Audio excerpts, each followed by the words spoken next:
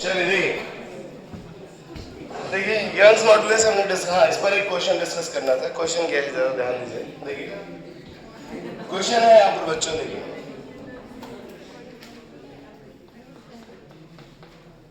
Light rod है। यहाँ पर जो रॉड यहाँ गिवन है वो लाइट रॉड है,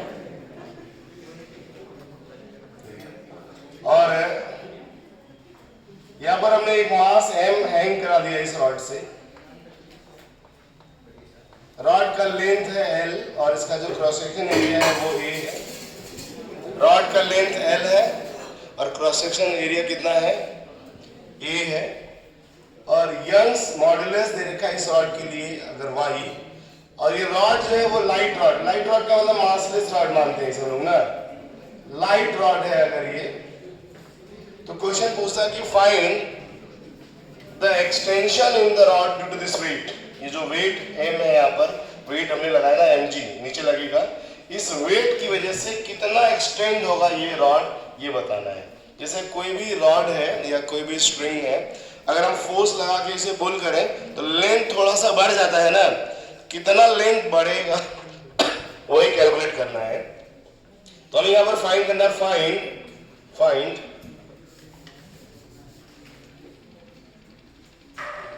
लेंथ या स्ट्रेस कहते हैं change in length of the rod.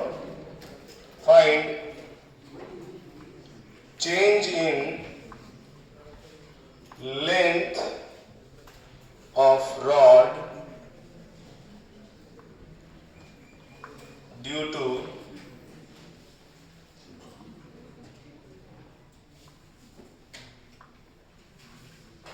Wait mg। ये जो mg वेट है उसकी वजह से लाइट रॉड है। लाइट रॉड का मतलब हम लोग मासलेस रॉड मानेंगे। तो बताइए बच्चों कि कितना लेंथ में चेंज आएगा अगर हम एक मास m को हैंग कराते हैं किसी रॉड से, जिस रॉड का क्वेश्चन में गिवन है लेंथ l है, cross section area small a है, और यंग्स मॉडुलस कितना है, y है। बहुत इजी है, हम डायरेक्ट फॉर्मूले से सॉल्व कर सकते हैं क्वेश्चन को। सो देखिए क्वेश्चन समझ में आ गया है सबको बच्चों, और पीछे तक सबको समझ में आ रहा है क्वेश्चन क्या है, यही समझना, आंसर तो हम करा रहे हैं ना। क्वेश्चन क्या है सबको समझ में आ रहा है ना, कि एक रॉड से कोई मास हैंग कराएंगे तो इस मास की वजह से इस रॉड के लेंथ में क्या आएगा, चेंज आएगा। वो चेंज इन लेंथ कितना होगा यही फाइंड आउट करना है हमें। वो चेंज इन लेंथ कितना होगा ये फाइंड आउट करना है। अच्छा बताइए, जैसे मास यहां से हैंग कराएंगे तो इसका मतलब इसकी वजह से इस रॉड में टेंशन आएगा ना, इस रॉड में क्या आएगा, टेंशन। वो टेंशन स्ट्रेस क्रिएट करता है। क्या करता है, स्ट्रेस। अच्छा बताओ, इस रॉड की वजह से इस मास की वजह से रॉड में कितना टेंशन आएगा, इस मास की वजह से। तो बोला सर मास की वजह से डाउनवर्ड में एक फोर्स काम करेगा, कौन, mg, और यही फोर्स इस रॉड में फील होगा हर जगह। और अगर ये मासलेस रॉड है तो कहीं पर भी अगर आप टेंशन निकालेंगे रॉड में, कहीं भी टेंशन, वो टेंशन किसके बराबर आएगा बताइए, mg के बराबर टेंशन आएगा। इसका मतलब स्ट्रेस इन द रॉड अगर हम लोग निकालें तो स्ट्रेस कितना आएगा बोलिए। तो अगर हम लोग लिखें यहाँ पर stress in rod and that is equal to आएगा force upon area, and force is here mg upon area a। ये स्ट्रेस हो गया। और मैंने कहा इस स्ट्रेस की वजह से मान लो इस वेट की वजह से इसके लेंथ में अगर डेल्टा L का चेंज आता है, अगर ऐसा मान लिया, सो स्ट्रेन क्या आना चाहिए बोलिए, स्ट्रेन इन द रॉड क्या होगा बोलिए, strain in rod is equal to आएगा change in length upon initial length या ओरिजिनल लेंथ। क्लियर है ना। तो आप बताइए स्ट्रेस हो गया, स्ट्रेन हो गया। रॉड के केस में डिस्कस कर रहे हैं तो इसमें हम लोग जो प्रोपोर्शनलिटी कांस्टेंट यूज करते हैं वो कौन यूज करेंगे, y। सो हम लोग ये बात लिख सकते हैं कि स्ट्रेस प्रोपोर्शनल टू, या हम लोग डायरेक्ट फॉर्मूला लेंगे, force upon area is equal to y delta L upon L। Question ने पूछा है कि what is this delta L, so delta L की वैल्यू आ जाएगी F into L divided by area into y, और F की जगह हम लोग क्या लिख सकते हैं, mg। सो यहां से delta change in length is equal to आएगा mg into L upon ay। ये आपका फाइनल आंसर है, mg L upon ay। This is change in length. Question को देख के वैसे भी लगता है कि सर ये तो बहुत इजी क्वेश्चन था, मैं भी कर रहा हूँ, ये बहुत इजी क्वेश्चन था। क्वेश्चन टफ भी बन सकता है, अगर हम टफ बनाना चाहें तो देखिए फिर क्या करना पड़ेगा। ये तो बहुत इजी क्वेश्चन था, अगर हम इसमें थोड़ा टफनेस बढ़ाए, जैसे मैंने कहा टफ करने के लिए क्या करते हैं, पहले नोट कर लीजिए फटाफट। क्वेश्चन समझ में आ गया था ना, आंसर भी नोट कर लीजिए फटाफट। क्वेश्चन को हम थोड़ा टफ कर सकते हैं, देखिए क्या कर सकते हैं इसमें।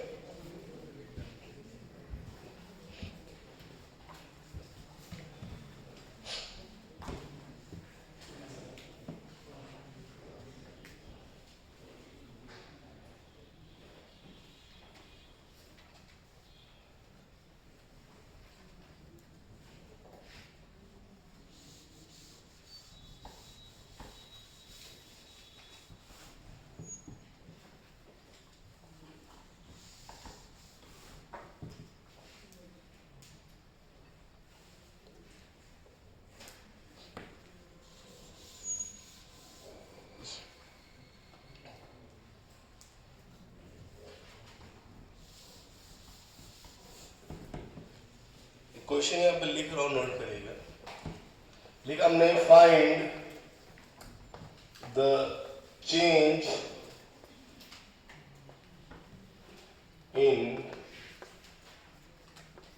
Length of rod due to its own weight, due to its own weight। अब क्या है क्वेश्चन, देखिए क्वेश्चन इस तरह से बनाया है कि एक रॉड है जिसका लेंथ L है, इस रॉड का लेंथ L है, टोटल लेंथ L, और इसका मास है M। लेंथ L है, मास M है, क्रॉस सेक्शनल एरिया मान लीजिए स्मॉल a है, यंग्स मॉडुलस y है ये रॉड का। रॉड को हमने क्या किया, ऐसे लटका दिया। तो अच्छा, अगर इस रॉड के पास मास है बच्चों, तो इसका खुद का वेट भी तो नीचे की तरफ काम करेगा। करा खुद के वेट की वजह से कितना लेंथ में चेंज आएगा, मतलब कह सकते हैं कि थोड़ा क्वेश्चन क्या हो गया, अब टफ हो गया। अपने खुद के वेट की वजह से, है ना। जैसे हम लोग कभी होता था कि लेंथ बढ़ाना होता था तो बोलते लटको, है कि नहीं, पकड़ के, है ना, लटकते थे ना, लटके रहो, ये बहुत नाटा है, लेंथ नहीं बढ़ रहा इसका, तो लटकता था बच्चा, ऐसा होता था ना, ऐसा लोग करते हैं। लटकाने से क्या होता है, मतलब वेट जो है उसके बॉडी को नीचे की तरफ क्या करता है, खींचता है, ताकि लेंथ क्या हो जाए, इंक्रीज हो। तो वैसे हर एक बॉडी में होता है। हालांकि मैं आपको बताऊं, अगर कोई भी चेन अगर आप लटकाते हैं तो उसके खुद के वेट की वजह से उसका लेंथ में चेंज आता है, लेकिन चेंज इतना कम होता है कि वो हमें फील नहीं होता है, बस वो, लेकिन हाँ लेंथ में चेंज होगा। तो बस हम यहाँ पर पता करना चाहते हैं कि खुद के वेट की वजह से कितना लेंथ चेंज होगा। क्वेश्चन, अच्छा ये क्वेश्चन करने के बाद फिर ऐसा भी सोच सकते थे कि सर मानो पहले वाला केस और ये वाला केस मर्ज कर दे, खुद का वेट भी हो और वो वाला मास भी हो, तब कितना चेंज होगा, तब कर लेंगे। मैं कहा अगर प्रोसीजर पता होगा तो हम तब भी क्वेश्चन को सॉल्व कर लेंगे। तरीका तो पता होना चाहिए कि सॉल्व कैसे किया जाए, और उस वेट की वजह से कैसे सॉल्व करना वो तो हमने बता दिया आपको। अब हमने कहा इनके पास मास है और खुद के वेट की वजह से क्या होगा वो सीख लेते हैं, फिर दोनों तरीका मर्ज कर देंगे तो हमें दोनों आंसर मिल जाएगा। तो चलिए हम निकालना चाहते हैं कि इसके लेंथ में कितना चेंज आएगा खुद के वेट की वजह से। थोड़ा टफ है, कोशिश करते हैं सब लोग, ध्यान दीजिए यहाँ पे सब लोग। देखिए पॉइंट सबसे पहला ये कि बच्चों यहां से देखिए, चाहे आप नीचे से x ले लो चाहे ऊपर से x, कहीं से भी एक डिस्टेंस ले लेते हैं x। तो हमने कहा कि चलो नीचे से एक डिस्टेंस ले लेते हैं, यहां से करीब x डिस्टेंस पर, ये डिस्टेंस नीचे से हमने यूज कर लिया, यहां से x डिस्टेंस पर एक छोटा सा लेंथ लिया dx, यहां से x डिस्टेंस पे छोटा सा लेंथ लिया dx। एक पॉइंट थोड़ा समझने वाली बात है। अच्छा बच्चों बताइए, इस पॉइंट पर बॉडी का कितना वेट काम कर रहा होगा यहाँ पर? आंसर है सर पूरा वेट यहाँ काम करता है, क्लियर है ना। अच्छा इस पॉइंट पर कितना वेट काम कर रहा होगा? बोला सर एक भी नहीं, जीरो। अच्छा सबसे ज्यादा टेंशन कहाँ होगा बताइए? पूरे पूरे रॉड में सबसे ज्यादा टेंशन कहाँ होना चाहिए? सबसे ज्यादा टेंशन कहाँ होना चाहिए? एकदम टॉप पर, ये ना होगा ज्यादा टेंशन। और सबसे कम टेंशन कहाँ होना चाहिए? एकदम बॉटम पर। तो जैसे जैसे ऊपर जाएंगे टेंशन का वैल्यू क्या होगा? बढ़ रहा है, क्योंकि जो वेट बियर करने वाला पॉइंट है, ध्यान देने का। अगर हम इस पॉइंट की बात करें बच्चों, इस पॉइंट की, तो ये पॉइंट यहां से लेके यहां तक का वेट बियर कर रहा होगा। ये बात क्लियर है या नहीं, बोलिए। इतना वेट, ये वाला पॉइंट, ये जो छोटा सा लेंथ dx है, ये लेंथ कितना वेट बियर कर रहा है बताइए। सर इतना रॉड का लेंथ का मास जो भी है उसका वेट जो होगा वो ये बियर कर रहा है। मतलब अगर इसमें इस छोटे से लेंथ में अगर कोई एक्सटेंशन होता है, इस छोटे से लेंथ में अगर कोई एक्सटेंशन होता है तो वो एक्सटेंशन किस वेट की वजह से होगा? बोला सर इस dx के नीचे वाले जितने पोर्शन है उन सारे वेट की वजह से होगा। क्या इसके ऊपर जो मास है इसकी वजह से इसमें कोई एक्सटेंशन आएगा क्या? इसमें एक्सटेंशन तो सिर्फ इसी वेट की वजह से होगा ना बच्चों, इस वाले वेट की वजह से तो एक्सटेंशन आएगा नहीं, तो सिर्फ इसकी वजह से आएगा। तो हम लोग क्या करें, हम लोग ध्यान रहे पूरे रॉड में चेंज इन लेंथ नहीं निकालने जा रहे हैं, हम खाली dx में चेंज इन लेंथ निकालने जा रहे हैं। हम लोग चेंज इन लेंथ निकालेंगे कितना पोर्शन में? सिर्फ dx पोर्शन में। तो हमने टारगेट कर लिया कि हमको dx पोर्शन में चेंज इन लेंथ निकालना है। तो पता dx पोर्शन में अगर आपको चेंज इन लेंथ चाहिए तो आपको dx पोर्शन में क्या निकालना पड़ेगा? टेंशन निकालना पड़ेगा ना। तो dx पोर्शन में टेंशन अराइज किसने किया था? बोला सर इस dx के नीचे वाले जो टोटल मास है ना इसी ने अराइज किया था, वहां पर ये जो भी आएगा टेंशन। हमें क्लियर? तो हमने देखिए हमने सिंपली लिखा है यहाँ पर कि टेंशन इन dx पोर्शन, अगर मैं लिखूं यहाँ पे देखिए tension force in dx portion, देखिए tension force in dx portion की बात कर, dx लेंथ में बात कर रहे हैं हम लोग। तो dx पोर्शन में टेंशन कितना आएगा? आंसर आएगा इसके नीचे वाला सारा वेट। तो tension is equal to weight, weight मतलब इतना पोर्शन का मास, कुल मास अपॉन कुल length into x length into g। बोलिए ये टेंशन आएगा कि नहीं? देखिए हमने लिखा यहाँ पर यहां से लेके यहां तक का मास, यहाँ का मास क्या होगा? टोटल l लेंथ का मास कितना है? तो x लेंथ का मास होगा m by l into x, mass into g is the weight. इतना वेट इसका टेंशन होगा। क्लियर है? अब बताइए हमने अगर हमें लगाना हो यंग्स मॉडुलस वाला फार्मूला, सो हम लोग ये लिख सकते हैं किसके लिए? फॉर लेंथ dx के लिए लिख रहा हूं मैं। हमने लिखा है यहां, देखिए लिखा हमने चेंज इन लेंथ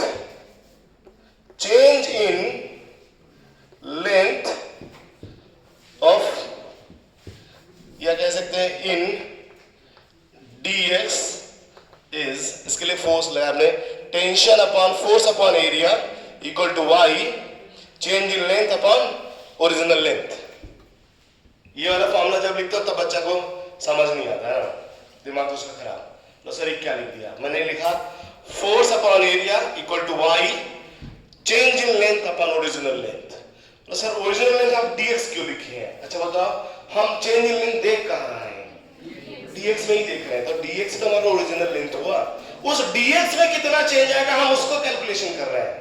और उसको कैलकुलेट करने के लिए यहां t की जगह लिखा mgx upon la is equal to y, ये हो जाएगा आपका change in length dl upon dx।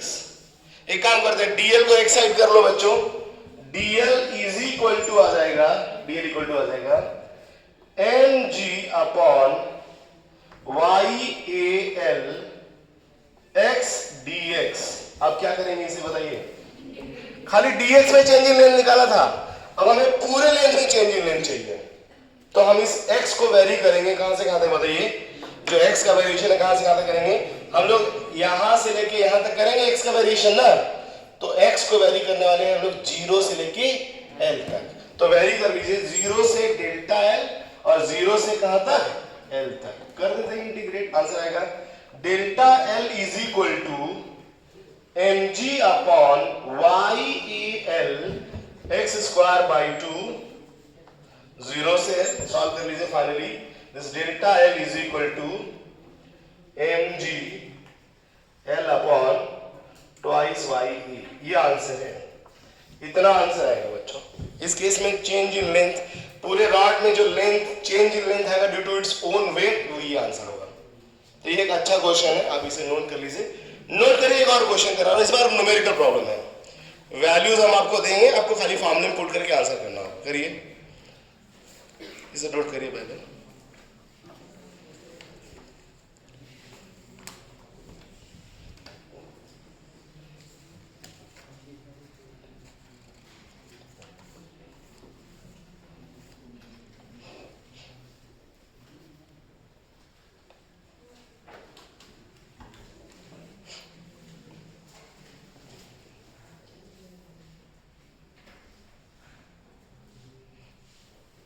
ये नज़रें मेरी सबसे पीछे ही रहती है ज़्यादा से ज़्यादा, कि आगे वाले तो जानते हैं कि दिक्कत होगा तो तुरंत पिट जाएंगे, है ना, इसलिए पीछे वाले संभल के रहे।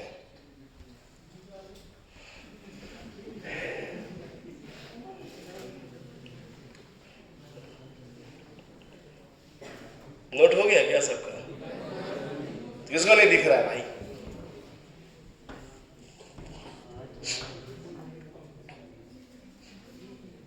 कोई बात नहीं, थोड़ा ध्यान भी रहना चाहिए ना।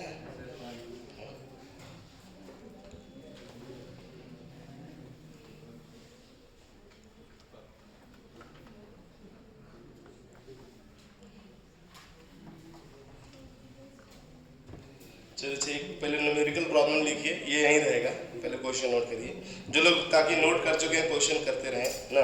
लिखिए बच्चों, a solid cylindrical steel, question note करना, नोट कर लीजिए कहीं भी। A solid cylindrical steel column, solid cylindrical steel column is solid cylindrical steel column is 4.0 meter long, 4.0 meter long and 9.0 centimeter in diameter, 9.0 centimeter in diameter, centimeter in diameter, full stop. What will be decrease in length? What will be decrease in length when? What will be decrease in length when carrying a load of? When carrying a load of? Carrying a load of 80,000 kg, carrying a load of 80,000 kg, bracket में given है y equal to 1.9 into 10 का power 11 Newton पर metre square, 1.9 into 10 का power minus 10 का power 11 minus नहीं plus में 10 का power 11 Newton पर मीटर स्क्वायर। तो आपको बताना है कितना लेंथ डिक्रीज होगा उस कॉलम का ना, स्टील कॉलम का लेंथ कितना डिक्रीज होगा अगर वो 8,000 केजी, सॉरी 80,000 केजी लोड अगर बियर कर रहा है तो। नोट कर लीजिए, बाकी जो लोग कोई नोट कर चुके हैं क्वेश्चन ट्राई करिए, देखिए कैसा लग रहा है क्वेश्चन आपको।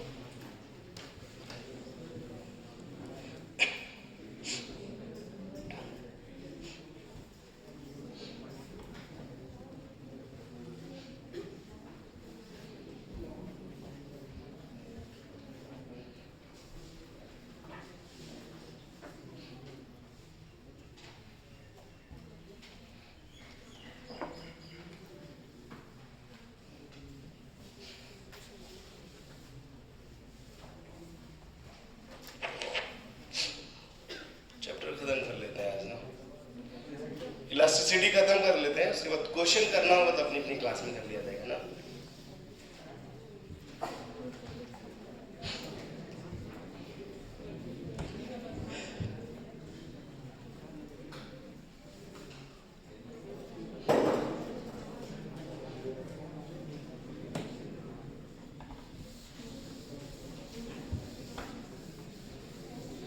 जो न्यूमेरिकल प्रॉब्लम गिवन है उसे सॉल्व करिए।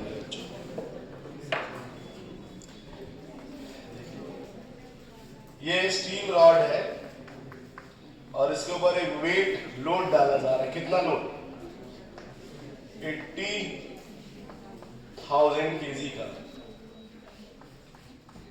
स्टील रॉड का लेंथ 4.0 मीटर है, उसका डायमीटर डी दिया है 9.0 सेंटीमीटर। रॉड का डायमीटर गिवन है हमें। क्वेश्चन ने पूछा है चेंज इन लेंथ भाई, अरे ऊपर से लोड डालेंगे तो लेंथ घटेगा ना। ये कौन सा स्ट्रेस है यहाँ पर? कंप्रेसिव। ये जो स्ट्रेस है इसे क्या बोलेंगे हम लोग? Compressive stress. ये कंप्रेसिव है और कंप्रेसिव लेंथ को घटाता है, टेंसाइल लेंथ को क्या करता है, बढ़ाता है। टेंसाइल लेंथ बढ़ाएगा।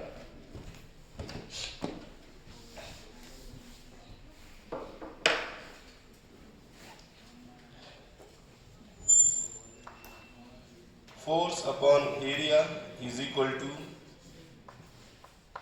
y delta L by L. यही फॉर्मूले से सॉल्व होगा। यूनिट का ख्याल रखिएगा, थोड़ा सा यूनिट का ख्याल रखिएगा बच्चों, आंसर आ जाएगा। किसी का आ जाए तो बता दो मेरे को।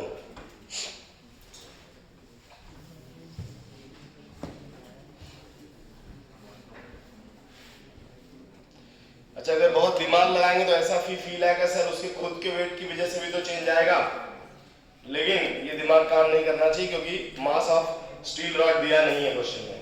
मतलब उसकी वजह से जो भी चेंजेस आएंगे वो इतना कम होंगे कि क्या माने जाएंगे उसको, नेग्लिजिबल, तो उसे कंसीडर ही नहीं करेंगे। इसलिए खाली इसी वेट की वजह से चेंज इन लेंथ निकालेंगे।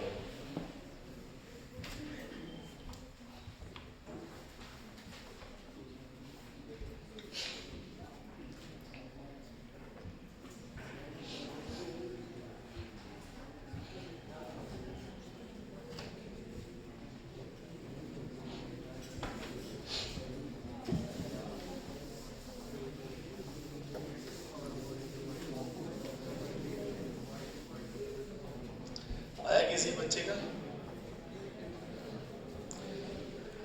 अरे भाई जो फोर्स है वो इसका वेट होगा तो कितना आएगा, 80,000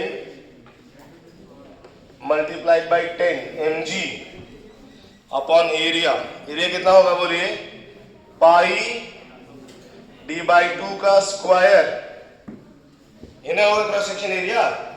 ये डायमीटर गिवन है, थोड़ा और बड़ा लिखिए। देखिए ये 8000 kg into g mg 10 divided by area pi d by 2 का square. Force upon area equal to y कितना दिया है, 1.9 इंटू 10 का power 11 delta L upon original length कितना दिया है क्वेश्चन में, 4.0। क्लियर है बच्चों। वैल्यू पुट कर देते हैं और सॉल्व कर लेते हैं। डेल्टा एल का वैल्यू आएगा यहाँ से, delta L is equal to, ये जो नीचे ऊपर मल्टीप्लाई हो जाएगा तो 1 2 3 4 5 है ना, 5 0 का मतलब 4 8 इंटू 10 का पावर 5 इंटू 4 डिवाइडेड बाई, यहां से आएगा नीचे रहेगा आपका 1.9 इंटू 10 का power 11 into pi D square by 4 ऊपर जाएगा। डी कितना है बच्चा लोग बताओ, 9 सेंटीमीटर है तो मीटर में होगा 9 इंटू 10 का पावर -2, स्क्वायर करेंगे तो क्या आएगा 81 इंटू 10 का पावर -4। सबको क्लियर है ना। अब यहां से डेल्टा एल सॉल्व करना है। कैलकुलेशन अगर आप लोग जानते होंगे तो जल्दी कर पाएंगे, नहीं तो टाइम तो लगेगा है ना। जैसा मैं हमको करना होता मानो ऐसे उड़ाते थे कैसे, 16 5 80 तो बच्चा होता सर 81। मैंने कहा कोई बात नहीं है, 5 ले लो ना, लगभग तो पहुंच जाएंगे ना। नहीं तो 16 5 ले लिया यहाँ पर 5 ना, तो 5 और इसको मान लो, इसको अभी मैंने कहा ये 81 था तो एक काम करो, इसको बोलो कि तुम 2 हो, है ना, तो ये 10 हो गया ना। ये बच्चा ऐसा है कि नहीं बताओ, ये हो जाएगा ना 2 ऐसा 10 हो जाएगा। तो ये जब 10 हो जाएगा तो 10 का पावर 12 और 10 का पावर 12 और यहाँ देखो यहाँ पर -4 तो 10 का पावर 12 और यह हो जाएगा -4 तो 10 का पावर 8, 10 का पावर 8 ऊपर चला गया, आएगा 8 इंटू 10 का पावर क्या हो जाएगा -3 डिवाइडेड बाई अभी कितना बचा है पाई। और आप अगर आंसर देखिए तो लगभग आंसर है, मैंने जो आंसर देखा आंसर है यहां से डिवाइडेड 2.6 इंटू 10 का पावर -3 मीटर है ना, या इसको mm में कन्वर्ट कर लीजिए, यही आंसर है। लगभग आ गया कि नहीं आ गया, देखिए थोड़ा इधर उधर उड़ाया, आ गया आंसर 2.6 इंटू 10 का पावर -3 मीटर आंसर आ रहा है सॉल्व करने से। पाई का वैल्यू 3.14 है, 3 से डिवाइड करके देखा लगभग ये आंसर आ रहा है। तो चेंज इन लेंथ हमने फाइंड आउट कर लिया इस केस में। अब बताइए कि यंग्स मॉडुलस वाले क्वेश्चंस कर पाएंगे बच्चों? फार्मूला पे सीधा फार्मूला क्वेश्चन आएगा, ध्यान रहे, दिमाग ज्यादा नहीं लगा रहा, बस अगर आप रॉड में टेंशन निकाल लिए तो समझ लो आप क्वेश्चन सॉल्व कर लेंगे। रॉड में अगर टेंशन निकाले तो क्वेश्चन सॉल्व कर लेंगे। अगला हेडिंग क्या था? Bulk modulus. तो लिखिए बल्क मॉडुलस। यंग्स मॉडुलस के बाद अगला हेडिंग था bulk modulus. Modulus of elasticity का सेकेंड हेडिंग होगा बल्क मॉडुलस।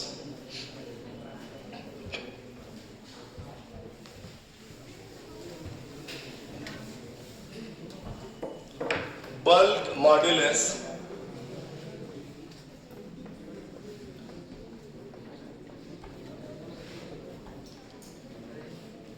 इसको हम लोग बीटा से डिनोट करते हैं बच्चों।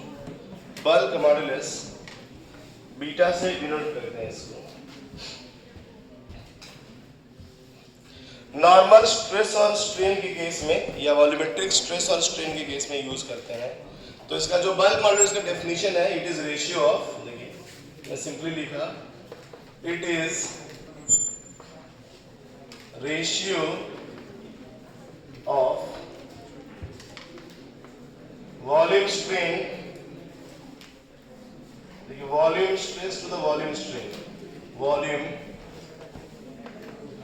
Stress to volume strain. ये बात नहीं करिए, बात नहीं करिए। So bulk modulus beta equal to V stress divided by V strain. ये फॉर्मूला लिखते हैं हम लोग बल्क मॉडुलस का। मैं एक एग्जांपल लेकर डिस्कस कर रहा हूं, आप देखिए बच्चों।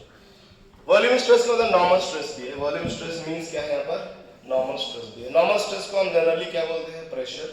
ज़्यादा शायद आपको पता है कि यही एक ऐसा सेक्शन है जो तीनों स्टेट में यूज किया जाएगा, सॉलिड, लिक्विड और गैसेस। अच्छा, कोई सॉलिड भी हो, आप ऐसे इमेजिन करें बच्चों, जैसे हमने कहा कि एक ऑब्जेक्ट है या हम लोग खुद ही, हम ही लोग को ये समंदर के बेस तक ले जाया जाए और वहीं छोड़ दें तो हम लोग का जो साइज है ना कम हो जाएगा, पता है? नहीं, हाँ हो जाएगा। हाँ ये है कि हो सकता है बहुत ज्यादा कम ना हो, लेकिन कम हो जाएगा, क्योंकि वहां प्रेशर बहुत क्या होगा?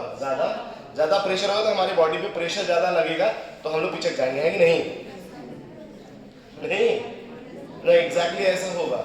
मैं हमारे तो छोड़िए, कोई भी बॉडी ले जाइए आप, अगर बहुत एक्यूरेट मेजर करेंगे तो आप देखेंगे हाँ सबका बॉडी कम हो जाएगा, सबका साइज कम हो जाएगा। अच्छा, अब हम ही को अगर देखिए, हम लोग को अगर बहुत ऊपर ले जाया जाए ना, वैक्यूम में जाके छोड़ देंगे तो हम लोग तो बम की तरफ फट जाएंगे, वो अलग बात है। वैक्यूम में हम लोग को छोड़ा बम की तरफ फट जाएंगे, क्योंकि यहाँ पर अभी कितना प्रेशर जानते हैं?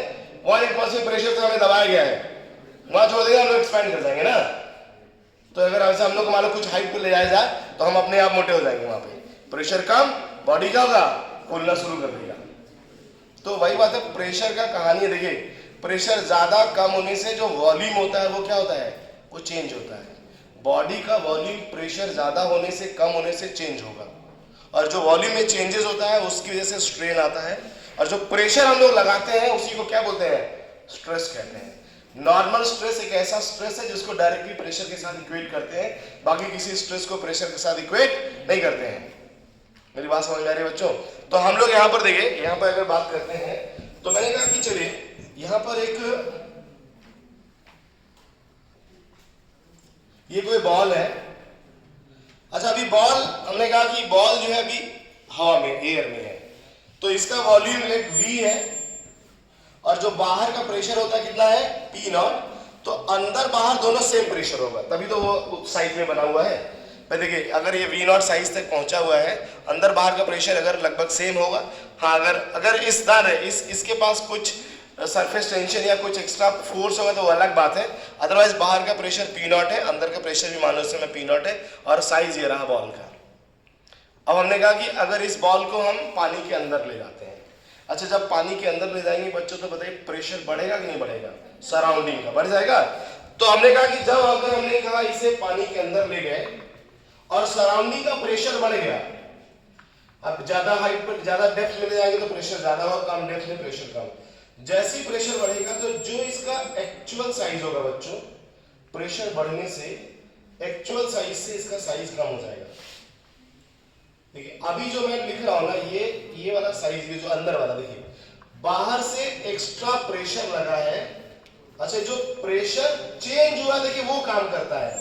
पहले प्रेशर P नॉट था, अभी आप यहां देखेंगे जो प्रेशर होगा H डेप्थ पे जाने पर वो P नॉट प्लस H रो जी। शायद आपने पढ़ा होगा, नहीं पढ़ा होगा तो मैं अगले ही चैप्टर में ये बात बताने वाला हूं कि पानी के अंदर जाने से प्रेशर बढ़ता है। इतना बड़ा ये H रो जी। तो हम लोग इंटरेस्टेड होते हैं जो चेंज आया है प्रेशर में, वो चेंज वाला जो प्रेशर है वो प्रेशर फोर्स करके साइज को क्या करता है, कम करता है। जैसे हमने कहा अगर कम होगा तो हम लोग ऐसे लिखते हैं V माइनस डेल्टा V, लेकिन अगर ऐसा लिखेंगे तो आपको पता चलेगा कि डेल्टा V पॉजिटिव लिया गया है। अगर मैं V प्लस डेल्टा V लिखूं तो आपको क्या बोलना है कि सर डेल्टा V जो है वो प्लस भी हो सकता है और माइनस भी। अगर आपने बाहर से प्रेशर लगा के साइज कम किया है तब डेल्टा V क्या रहेगा, नेगेटिव। अगर अंदर प्रेशर ज्यादा है और साइज बढ़ गया तब V क्या होगा बताइए, डेल्टा V पॉजिटिव। इसमें कोई डाउट है किसी को, इसमें सबको क्लियर है? अब बताओ, वॉल्यूम चेंज हुआ और साथ में प्रेशर भी चेंज हुआ। जो प्रेशर का चेंज आया है उसको कौन सा क्या बोलेंगे बताइए? तो वॉल्यूम स्ट्रेस जो होगा यहाँ पर, volume stress, this is delta P. ये वॉल्यूम स्ट्रेस क्या लिखेंगे बच्चों, डेल्टा पी। और जो वॉल्यूम स्ट्रेन होगा वो क्या लिखा जाएगा, volume strain is equal to लिखा जाएगा delta V upon V, delta V upon V. लेकिन ध्यान रहे जो बल्क मॉडुलस होता है वो हमेशा पॉजिटिव होना चाहिए। बल्क मॉडुलस एक कांस्टेंट है, बल्क मॉडुलस एक कांस्टेंट है, वो मटेरियल के लिए यूज किया जाता है। किस मटेरियल के लिए? जिसका साइज बदल रहा है। जैसे हम लोग अगर जाते हैं तो हमारा साइज बदलेगा तो हमारे बॉडी का बल्क मॉडुलस पूछा जाएगा। लकड़ी है तो लकड़ी का बल्क मॉडुलस, मतलब जिस मटेरियल के वॉल्यूम में चेंजेस लाया जा रहा है प्रेशर लगा के, उस मटेरियल का बल्क मॉडुलस निकाला जाता है। सबको क्लियर है मेरा बात? मेरे को बताइए कि जो बल्क मॉडुलस लिखेंगे यहाँ पर बीटा, वो क्या लिखेंगे? साइन में ये पॉजिटिव होना चाहिए।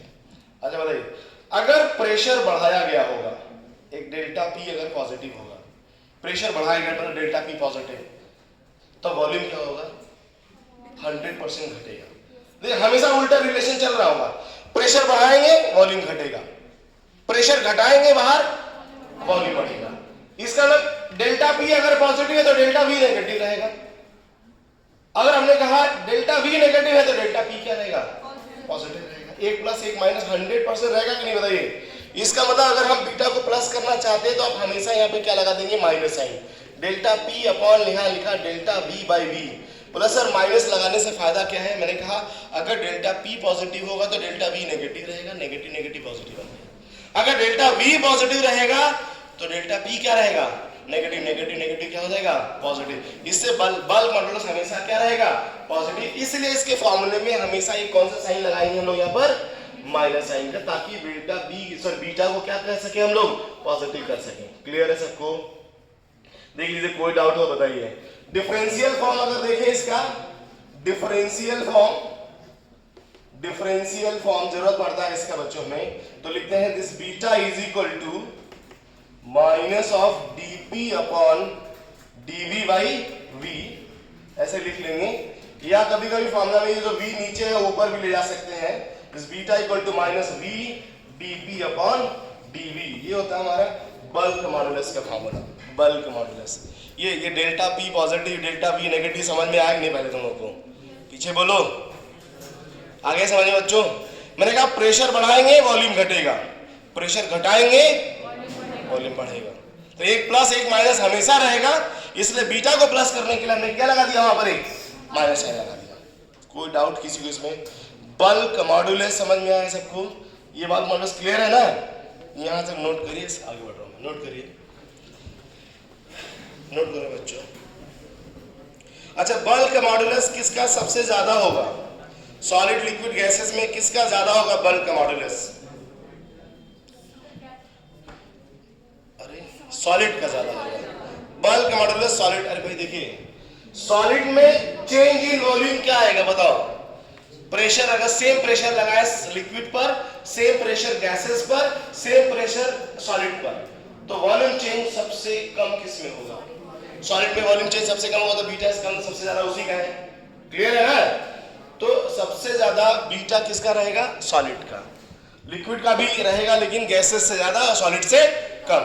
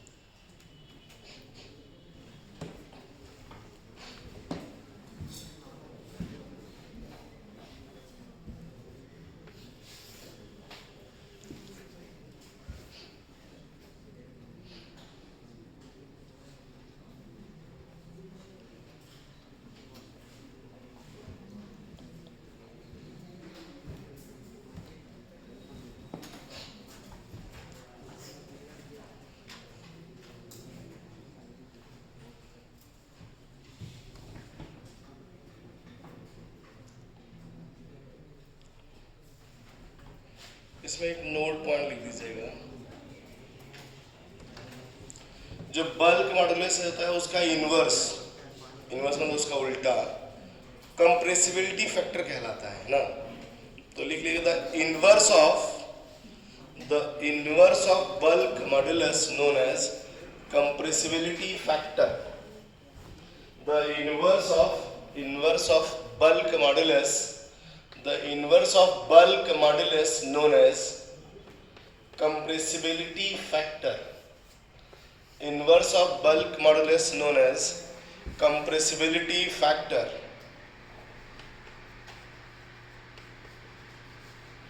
Inverse of bulk modulus known as compressibility factor, उसको Z से डिनोट करते हैं। Inverse of bulk modulus known as compressibility factor किसे डिनोट करते हैं बच्चों? उसको हम Z से डिनोट करते हैं। Z is equal to minus of 1/v dv upon dp।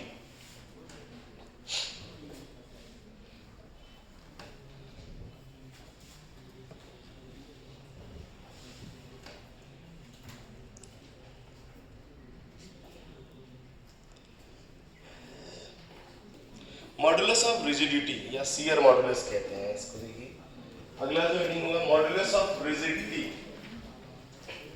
Modulus of bulk modulus के बाद लिखते हैं हम लोग modulus of rigidity. Modulus of rigidity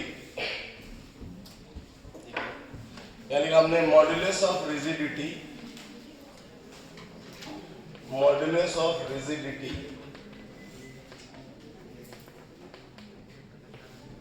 इसको ईटा से डिनोट करते हैं। मॉडुलस ऑफ रिजिडिटी या शियर मॉडुलस भी कहेंगे इसे।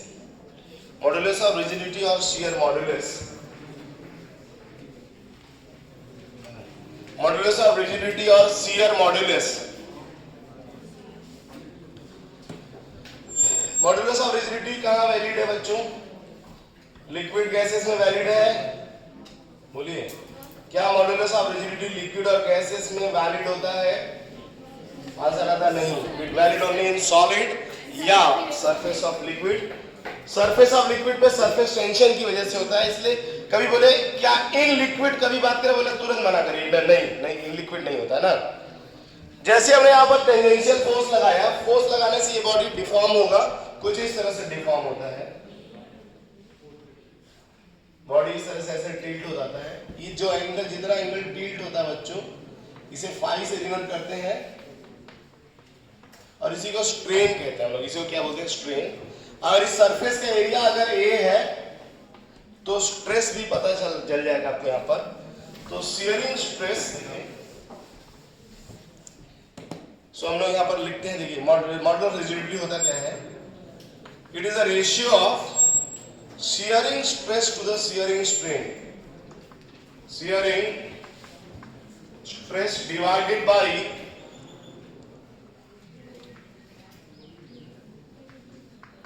shearing strain, and this eta equal to force upon area upon phi, या आप ऐसे लिख सकते हैं F by A equal to theta into five. Five की जगह आप चाहे तो x अपॉन एल लिख सकते हैं, जैसा हमने बताया था इस पिक्चर में। देखिए फाइव को हम x by L भी लिखते हैं, और चाहे तो आप यहाँ रिप्लेस कर सकते हैं x by L से। This is called modulus of rigidity. कभी भी आपसे पूछा जाए मॉडुलस ऑफ रिजिडिटी, आंसर है कि सॉलिड के लिए बहुत ज्यादा होता है, लिक्विड के लिए जीरो होता है, गैसेस के लिए भी जीरो होता है। लिक्विड के लिए जीरो और गैसेस के लिए भी जीरो होता है मॉडुलस ऑफ रिजिडिटी।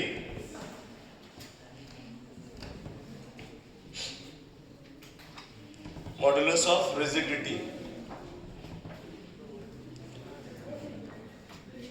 तीनों मॉडुलस हम लोगों ने डिस्कस कर लिया। इस पर न्यूमेरिकल करना है, लेकिन उससे पहले लास्ट टॉपिक खत्म कर लेते हैं, स्ट्रेस स्ट्रेन कर्व। ये पढ़ने के बाद फिर लास्ट में न्यूमेरिकल करके चैप्टर फिनिश्ड। हाँ, इलास्टिसिटी चैप्टर फिनिश्ड। ये फ्लूइड में बहुत सारा है अभी चैप्टर ना, surface tension, viscosity, fluid static, fluid dynamics, बहुत सारा है पढ़ने को। अभी हम लोगों ने सिर्फ एक छोटा सा सेक्शन पढ़ा है, इलास्टिसिटी। सो अगली हेडिंग है स्ट्रेस स्ट्रेन कर्व। यहां नोट कर लीजिए पहले, स्ट्रेस स्ट्रेन कर्व।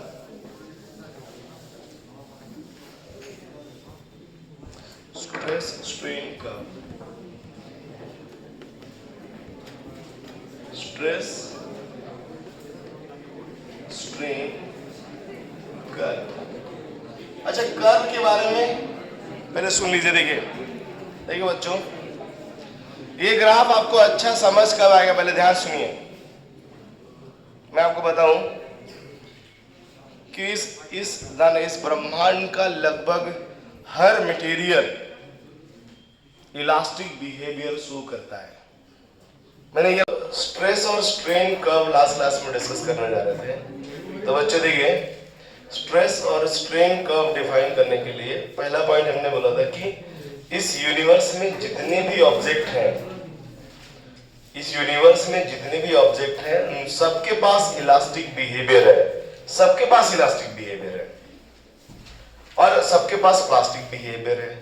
हमने बोला था एक लिमिट होती है, उस लिमिट से ज्यादा अगर हम डिफॉर्मेशन फोर्स लगाते हैं तो बॉडी प्लास्टिक बिहेवियर शो करता है।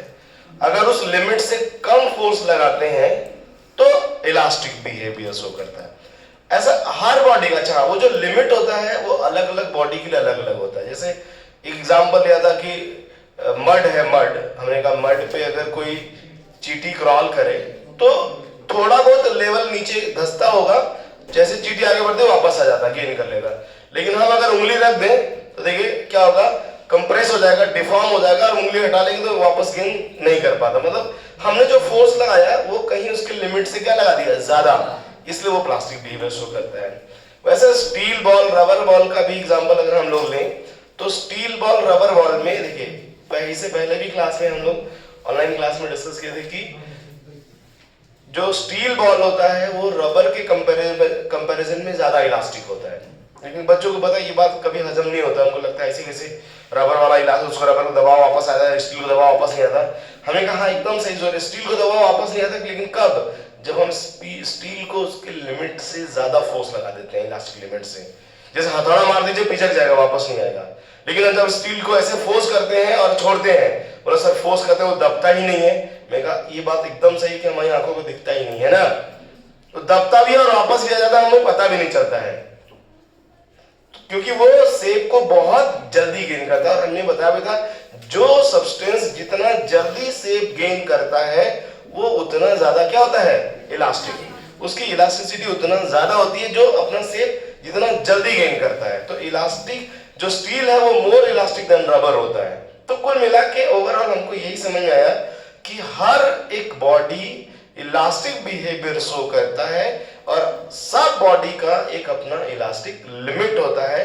लिमिट के बियॉन्ड जाने से प्लास्टिक बिहेवियर, लिमिट से पहले रहने पर इलास्टिक बिहेवियर। तो जैसे देखिए मैंने कहा स्ट्रेस और हम स्ट्रेन का ग्राफ ड्रॉ करने जा रहे हैं। मैंने एक ग्राफ ड्रॉ करना है, यहां पर हमने लिखा स्ट्रेस और यहां लिखा स्ट्रेन। हाँ, कभी आपको लगे कि किस बॉडी के लिए, तो आपको बोलना कि इस दुनिया का कोई बॉडी है, सबके लिए ड्रॉ करेंगे। हाँ, अलग अलग बॉडी का ये जो ग्राफ होगा वो अलग अलग आएगा। जैसे हुक्स लॉ के अकॉर्डिंग हम सबको मालूम है कि हुक्स लॉ कहते हैं, हुक्स लॉ कहता है कि जो स्ट्रेस है that is proportional to strain. Stress और स्ट्रेन प्रोपोर्शनल होते हैं। अच्छा बता दें बच्चों, इसका अगर हम स्ट्रेस को कोई भी नाम दे दें, कोई भी नाम अगर स्ट्रेस को दे दें, जैसे हमने कहा स्ट्रेस को अगर ऐसे कुछ सिग्मा दे दें, ये प्रोपोर्शनल टू मान लो ऐसे स्ट्रेन, तो स्ट्रेस और स्ट्रेन, जैसे स्ट्रेस और अगर हमने कहा स्ट्रेस को ऐसे सिग्मा लिख लिया और स्ट्रेन को ऐसा कुछ एप्सिलॉन जैसा कोई सिंबल दे दिया, अगर ये स्ट्रेस और स्ट्रेन है तो जब तक प्रोपोर्शनल होते हैं ग्राफ कैसा होता है? Straight line passing through origin. जब भी एक वेरिएबल दूसरे वेरिएबल के प्रोपोर्शनल होगा तो ग्राफ कैसा होगा? Straight line passing through origin. तो straight line passing through origin हो जाएगा। और हमने यहां पर देखिए, यहां पर क्या किया, एक straight line passing through origin. लेकिन ध्यान रहे ये ग्राफ ऐसा तब तक रहेगा जब तक ये प्रोपोर्शनल होंगे, और जब तक प्रोपोर्शनल होंगे, जैसे कहा स्ट्रेस और अगर स्ट्रेन प्रोपोर्शनल है तो उस पॉइंट को हम लोग नाम लिख देते हैं प्रोपोर्शनलिटी लिमिट। तो इस पूरे ग्राफ में जो पी पॉइंट है बच्चा, पी पॉइंट, इसको क्या बोलते हैं हम लोग? Proportionality limit. इसको बोलते हैं प्रोपोर्शनलिटी लिमिट। ये प्रोपोर्शनलिटी लिमिट है, मतलब इससे यहां तक जब पहुंचेंगे तो स्ट्रेस और स्ट्रेन का रहेगा? प्रोपोर्शनल। अच्छा बताइए, अगर हम कभी स्लोप के बारे में बात करें बच्चों, जैसे मैंने ऐसी लाइन खींच दिया, देखिए ये एंगल को थीटा कह दें, तो इस ग्राफ का जो स्लोप होगा, स्लोप होता है tan theta equal to perpendicular upon base. Perpendicular मतलब स्ट्रेस, बेस मतलब क्या? स्ट्रेन। तो स्ट्रेस अपॉन स्ट्रेन को कहते क्या है वैसे बताओ? अगर हम स्ट्रेस अपॉन, इसमें जो प्रोपोर्शनलिटी कांस्टेंट यूज करते हैं उसको हम बोलते हैं मॉडुलस ऑफ इलास्टिसिटी। तो हमें मालूम है कि सिंस E इक्वल टू होता है स्ट्रेस अपॉन स्ट्रेन, या इसी को बोलते हैं मॉडुलस ऑफ इलास्टिसिटी। ये मॉडुलस ऑफ इलास्टिसिटी है। सो दिस, यहां पर इस फोटो में अगर देखें तो जो स्लोप होगा and that is equal to क्या आएगा? Modulus of elasticity. तो मतलब जब आप ग्राफ बनाएंगे किसी मटेरियल का तो आप बोलेंगे सर जिसका मॉडुलस ऑफ इलास्टिसिटी ज्यादा होगा उसमें ये वाला जो ग्राफ है वो क्या होगा? थोड़ा ऊपर जाएगा, है कि नहीं? जैसे मैं आपको ऐसे दो ग्राफ बना के बताऊं, मैं ऐसे अगर मान लो एक क्वेश्चन आपसे पूछता है, जैसे मैंने एक ग्राफ बनाया और मैंने एक और यहाँ पे ग्राफ बनाया, एक ग्राफ हमने ऐसे बनाया, एक ग्राफ ऐसे बनाया, मैं बस इसी में बोला कि ये जो स्ट्रेस है, यहाँ देखिए, यहाँ स्ट्रेस और यहाँ कौन है? स्ट्रेन है। मैं आपसे पूछता कि इन दोनों ग्राफ को देख के बताइए कि किस बॉडी का मॉडुलस ऑफ इलास्टिसिटी ज्यादा है, किसका कम है। तो आप बताइए किस ग्राफ में? 1 में, 2 में? किस में मॉडुलस ऑफ इलास्टिसिटी ज्यादा है? 1 में, क्योंकि 1 का स्लोप क्या है? ज्यादा है। तो हम स्लोप देख के बता देंगे मॉडुलस ऑफ इलास्टिसिटी ज्यादा है। क्लियर है? अच्छा, मॉडुलस ऑफ इलास्टिसिटी भी अगर हम चाहें तो ऐसे भी कंपेयर कर सकते हैं सब्सटेंस को देख के। लिक्विड जो होते हैं उनकी मॉडुलस ऑफ इलास्टिसिटी कम होती है, किससे? सॉलिड से। गैसेस की उससे भी कम होती है। तो सबसे कम गैसेस, उसके बाद लिक्विड, और सबसे तगड़ा सॉलिड। तो बच्चा होता सर मॉडुलस ऑफ इलास्टिसिटी अब कैसे निकालते हैं? मैंने कहा स्ट्रेस लगाने से स्ट्रेन जनरेट करना होता है।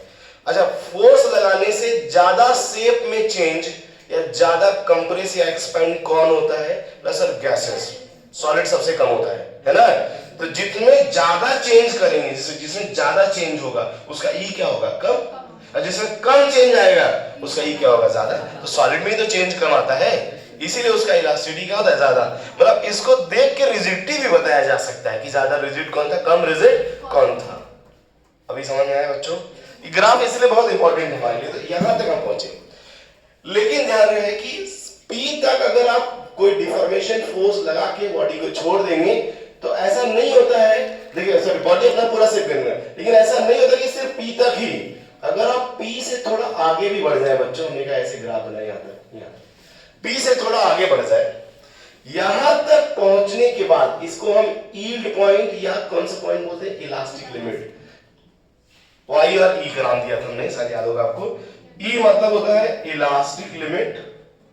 देखिए इलास्टिक लिमिट, या इसी को हम वाई को बोलते हैं यील्ड पॉइंट, है ना? यील्ड पॉइंट, ये आपका यील्ड पॉइंट है, इलास्टिक लिमिट। इलास्टिक लिमिट समझते हैं?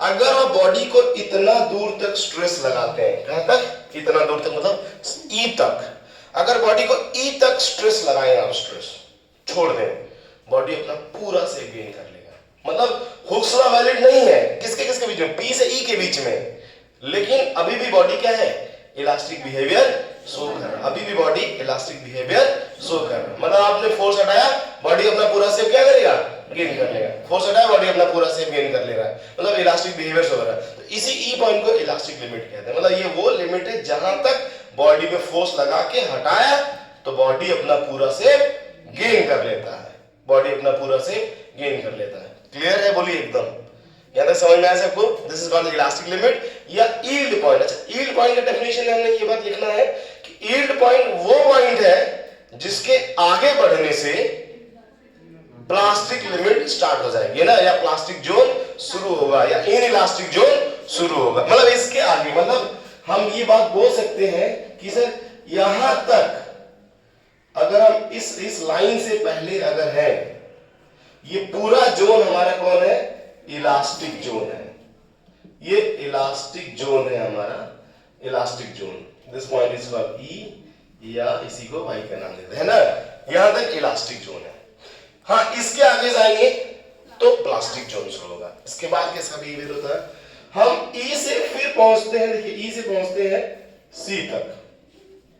ई से कहां पहुंचते हैं बच्चों, सी तक। अच्छा, सी ये वाला हमने उस दिन क्लास में डिस्कस नहीं किया था, सी पॉइंट, कल आज बता रहा हूं।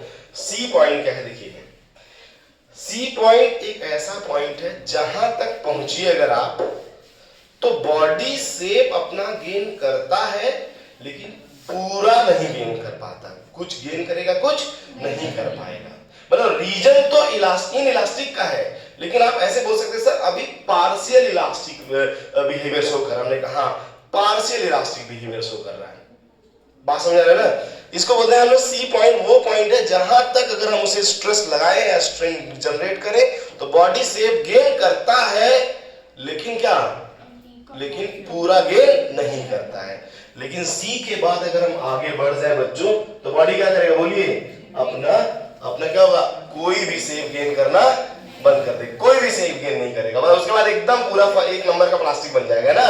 उसके बाद बी तक पहुंचने के बाद आप फोर्स नहीं मिलाएंगे, तभी जाके आगे जाके क्या होगा, टूट जाएगा, तभी आगे जाके टूट जाएगा। मतलब बी से ज्यादा हम स्ट्रेस अप्लाई नहीं कर सकते, उसके बाद उसे टूटना ही है ना। उसके बाद अपने आप स्ट्रेस का वैल्यू कम होगा और यहाँ टूटेगा, यहाँ से टूट जाएगा और सब्सटेंस यहाँ से क्या होगा, टूट जाएगा।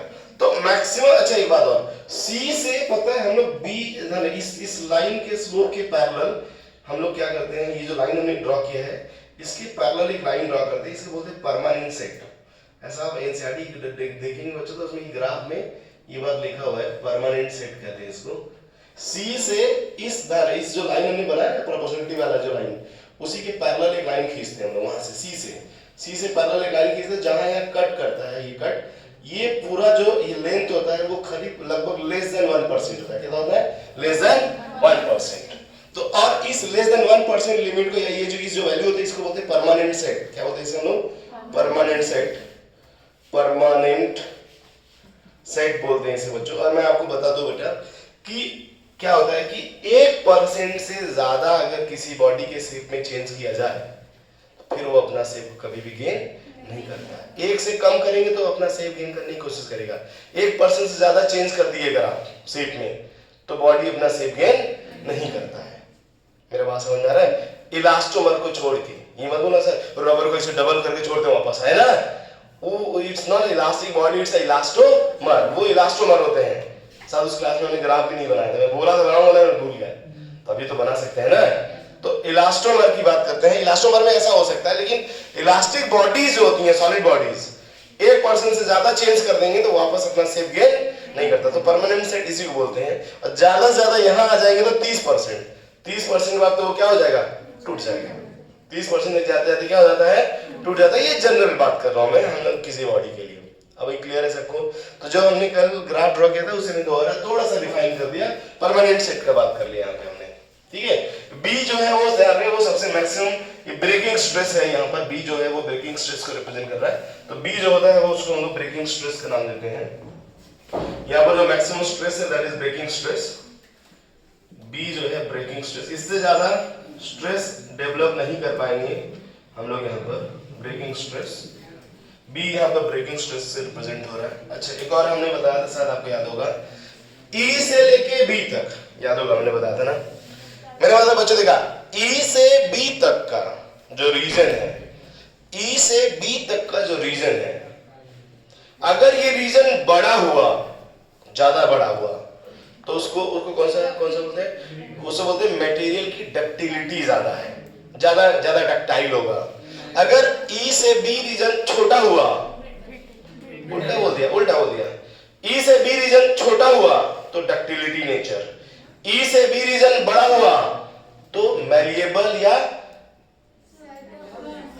अच्छा ब्रिटल, एक मिनट देखिए, ब्रिटल का मतलब टूट जाना, अगर हमने कहा ज्यादा एक्सटेंड होने से पहले टूट जाए तो ब्रिटल, और टूटे ना, अब आप फोर्स लगाइए वो एक्सटेंड होता जाए, स्ट्रेन बढ़ता जाए, तो वो कौन सा नेचर होता है, वो डक्टाइल नेचर मतलब ज्यादा मैलिएबल होगा, है ना। तो ध्यान रहे, अगर ई बी रीजन ज्यादा होगा तो मोर मैलिएबल, मोर डक्टाइल, ई बी रीजन अगर कम होगा तो डक्टिलिटी नेचर कम और ब्रिटल नेचर ज्यादा, मतलब टूटने का चांस, जैसे हमने बताया था ग्लास, जो ग्लास होता है ना, ग्लास का ब्रिटल नेचर बहुत ज्यादा होता है। आप ग्लास को लेके ऐसा नहीं उसको शेप को चेंज करें, बहुत कम होता है, जैसे कोशिश करेंगे वो टूट जाएगा, एक्सटेंड नहीं होगा। लेकिन हाँ, गोल्ड और हमने बताया था आपका सिल्वर, ये कुछ ऐसे मटेरियल होते हैं, ये बहुत आसानी से क्या होगा, बहुत ज्यादा एक्सटेंड हो जाते हैं, जल्दी टूटते नहीं है। तो ज्यादा डक्टिलिटी नेचर उनका किसका, गोल्ड और सिल्वर का है, और ब्रिटल नेचर सबसे ज्यादा किसका आ रहा है, ग्लास का। हो सकता है उससे भी कोई तगड़ा हो, पापड़ है कि नहीं, पापड़ भी तो ब्रिटल नेचर है, वैसे रहे तुरंत टूट जाएगा, एक्सटेंड होगा नहीं। रोटी लेकिन उससे ज्यादा मैलिएबल है ना, आटा सबसे खतरनाक मैलिएबल, खींच तो जाइए ना और बड़ा हो जाएगा, ऐसा है। मेरी बात समझ में आ रहा है सबको? तो चलिए देखिए, मैलिएबिलिटी, डक्टिलिटी, ये रीजन के बारे में क्या है, ग्राफ के बारे में सारी बातें लगभग आपको पता चल गई बच्चों, क्लियर है ना। लिखना है तो अपनी भाषा में आप लिख सकते हैं, वैसे मैंने कुछ पॉइंट्स लिखवाया था, एक दो पॉइंट्स हमने यहाँ पर ऐड किया है, चाहे तो आप ऐड कर सकते हैं वहां पर जाके ना। एक चीज रह गया था पढ़ाने को मेरे को अभी इसमें, वो है इलास्टिक पोटेंशियल एनर्जी। कौन सा है, इलास्टिक पोटेंशियल एनर्जी। तो हम लोग अगली हेडिंग लिखेंगे elastic potential energy, elastic potential energy, elastic potential energy,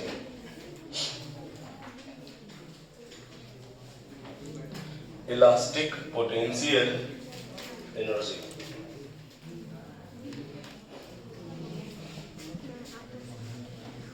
slope ज्यादा होगा तो क्या होगा, ओ से ई रीजन, अच्छा ओ से ई रीजन आपका था इलास्टिक जोन, इसके बाद कौन सा जोन है बच्चों, प्लास्टिक जोन, या इन इलास्टिक बोलते हैं, प्लास्टिक या इन इलास्टिक बोल सकते हैं ना। स्लोप ज्यादा कम होने से क्या होगा, मटेरियल का नेचर बता सकते हैं हम लोग ना, स्लोप ज्यादा कम होने से क्या होगा, नेचर बता सकते हैं। चलिए देखिए, अच्छा बच्चों, टेम्परेचर बढ़ाने से जरा से सोचिए, अगर टेम्परेचर बढ़ाया जाए तो मॉडुलस ऑफ इलास्टिसिटी पे क्या फर्क पड़ता है, मॉडुलस ऑफ इलास्टिसिटी क्या होता है टेम्परेचर बढ़ाने से, नहीं हमें मेरे हिसाब से तो घटना चाहिए, क्योंकि टेम्परेचर बढ़ाने से कम स्ट्रेस पर स्ट्रेन ज्यादा हो जाएगा। ये टेम्परेचर बढ़ाते हैं जब किसी का, तो क्या होगा, वो उसका स्ट्रेन मतलब उसके अंदर चेंज इन शेप आसान हो जाता है, होता है नहीं आसान। जैसे मान लो आयरन का अगर हमें शेप चेंज करना हो तो गर्म करिए, तो कम फोर्स से भी आसानी से उसका क्या होगा, शेप चेंज होगा। फोर्स कम शेप ज्यादा चेंज करें तो ई क्या होगा बताइए, कम हो जाएगा ना। तो मॉडुलस ऑफ इलास्टिसिटी घटता है अगर हम क्या बढ़ाते हैं, टेम्परेचर बढ़ाते हैं मटेरियल का। तो क्लियर है, इसका मतलब ये स्लोप घट जाएगा, टेम्परेचर बढ़ाने से स्लोप क्या होगा, घटेगा। मतलब अगर कभी ऐसे कोई क्वेश्चन है टेम्परेचर से रिलेटेड, आप इस तरह से सोचिएगा कि टेम्परेचर बढ़ा देने से बॉडी का शेप चेंज करना इजी होता है, कम स्ट्रेस से शेप ज्यादा चेंज करेंगे, मतलब स्ट्रेन ज्यादा स्ट्रेस कम, इसमें ई क्या हो जाएगा, कम हो जाएगा। देखिए, तो हमने लिखा इलास्टिक पोटेंशियल एनर्जी, हेडिंग है इलास्टिक पोटेंशियल एनर्जी।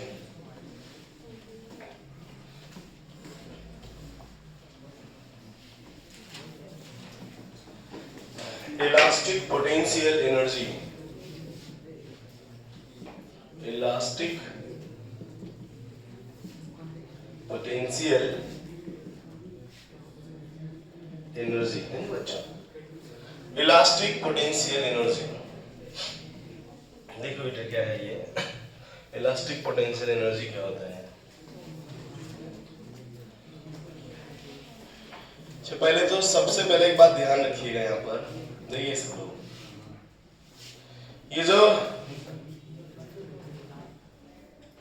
रॉड है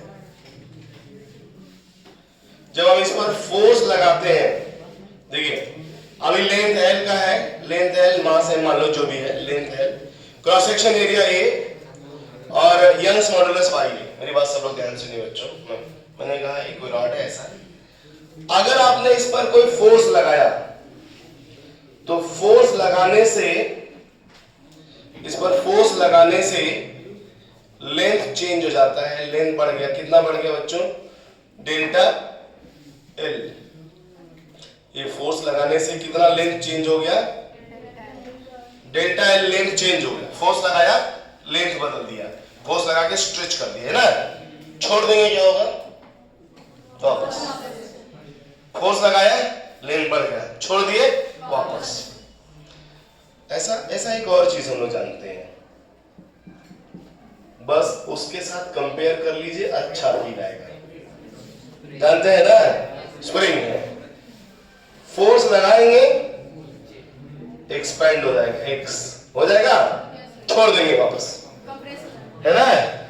तो इसका मतलब ऐसे समझना है कि सर ये जो इलास्टिक रॉड्स होते हैं they behave like a spring. मैंने कहा यस।